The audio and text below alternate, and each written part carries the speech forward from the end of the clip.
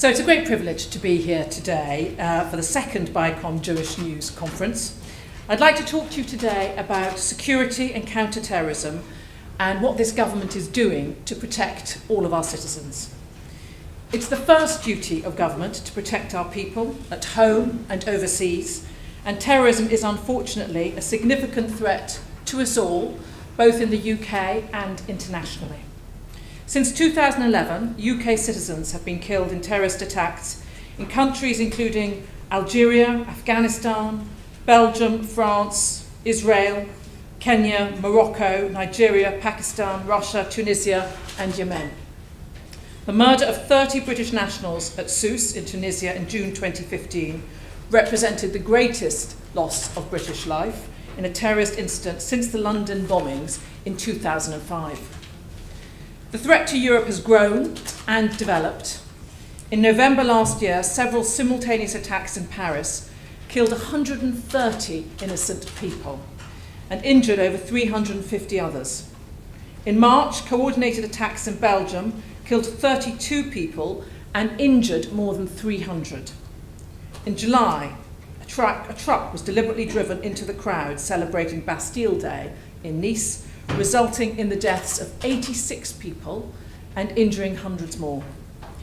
When the previous Home Secretary, Theresa May, published the UK's counter-terrorism strategy, Contest, in 2011, the main threat was from Al-Qaeda. What we now face is a growing, far-reaching and direct threat from Daesh. From its base in Syria and Iraq, Daesh has committed vile atrocities against innocent civilians, taken and murdered hostages of all nationalities, including British nationals Alan Henning and David Haines, and has contributed directly to a global humanitarian crisis on an almost unimaginable scale. Last year, it carried out almost 60 external terror attacks from Paris to Sydney, as well as many hundreds more through its affiliates in Egypt and Libya and across the Middle East and North Africa. Events in Paris a year ago highlighted the particular risks faced by the Jewish community from Islamist extremists, as have attacks in Brussels, Copenhagen, Paris, Toulouse, and elsewhere. And we've reviewed and increased our protective security arrangements at synagogues, at school, and other key sites in the UK. And whilst Daesh is currently the predominant threat to the UK and our interests overseas, it is by no means the only one. The UK threat level remains severe, meaning that a terrorist attack remains highly likely. Al-Qaeda may have been weakened, but the threat has not gone away. Its affiliates in Yemen and in North Africa remain a serious concern. But let me make this very clear. You should feel reassured that this government has a successful counter-terrorism strategy in place. Our strategy, Contest, has proven to be successful for some years now. Through our comprehensive approach to countering terrorism through our four main areas of work, which we call Prevent, Pursue, Protect and Prepare, we've made the UK a hostile environment for terrorists to recruit, to associate in groups, to plan or execute attacks, and to acquire powerful weapons or dangerous materials. The commitments announced in the UK's National Security Strategy and Strategic Defence and Security Review in November last year included an increase in counter-terrorism resources to ensure that the police and the security and intelligence agencies continue to have what they need to defeat and disrupt terrorism. In recent times, we've seen how terrorist groups have been able to exploit social media and how their use of the internet has enabled them to recruit and radicalise individuals and to coordinate, plan and carry out dangerous attacks. As the threat from terrorism continues to adapt and change, so must our approach to it as well. That's why we've reviewed the Contest strategy this year to ensure that the threat is fully understood, that we have the right resources in place, and I'll be providing more detail of this in the new year. And our counter-terrorism work overseas is essential too. which is why in April we established a new joint international counterterrorism unit, which has become the strategic centre for UK counterterrorism work internationally and will oversee our increased investment from £23 million in 2016-17 to over £31 million in 2019-20 in support and capacity building overseas. After all, we live in a world where events which take place in other countries nonetheless have real resonance, real impact, and real effects on communities here. We must continue to develop a common approach with our international partners, promote better flows of intelligence and the sharing of information, enhance our technological capabilities, and work together to carry out effective counter-terrorism investigations and disruptions overseas and close the gaps that terrorists seek to exploit. In 2015, in response to the scale of the terrorist threat, we strengthened our PREVENT programme to respond to the ideologies of extremism, reduce the risk of radicalisation, and prevent people from being drawn into terrorism.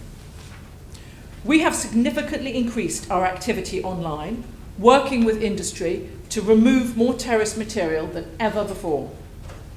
We've supported civil society groups to reject and counter terrorist and extremist narratives and have introduced the PREVENT statutory duty to ensure more consistent delivery of our safeguarding work across the country. We have placed Channel, our successful voluntary programme for people at risk of being drawn into terrorism, on a statutory footing. The Channel programme supported several hundred people in 2015, and we continue to improve it through bespoke training and guidance for practitioners. We've improved our systems and programmes to prevent those attempting to travel to Syria and Iraq, and have helped safeguard those who might be vulnerable to and at risk of radicalisation. Earlier this year, we saw the shocking and senseless murder of my parliamentary colleague Jo Cox in her own constituency by the far-right extremist Thomas Meyer. This demonstrated the evil of far-right extremism and the acts of terrorism. And we know that far-right and extreme right-wing groups have become increasingly sophisticated in the use of social media for promotion and for recruitment. And we're seeing that currently around a quarter of the cases getting support through Channel, part of our PREVENT programme, are for extreme right-wing radicalisation. As Home Secretary, I'm absolutely determined that we challenge extremism in all its forms and the terrible damage it can cause to individuals, families, and communities. I published our action plan on hate crime earlier this year, and I'm clear that we can only effectively challenge hatred and division by working together, not just internationally, but at home, government, police, local people, and organisations. And sadly, the Jewish community knows all too well what it's like to live with the threat from terrorism and crime.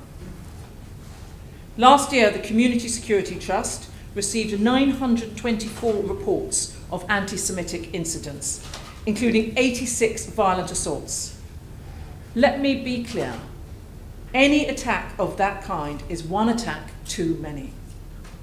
We are providing £13.4 million for guarding all Jewish state, free and independent schools, colleges and nurseries, and at synagogues, and to support the continuing efforts of the police to provide security and reassurance for the Jewish community.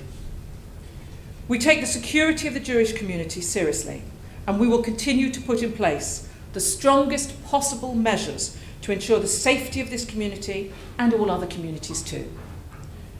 In a Britain that works for everyone, there is no place for hatred, no place for racist or religious hate crimes, and we will not ignore the threat to any community in this country. We are the sum of our parts, a proud, diverse society, and we must come together and stand united against those who would use hate to divide us. Thank you.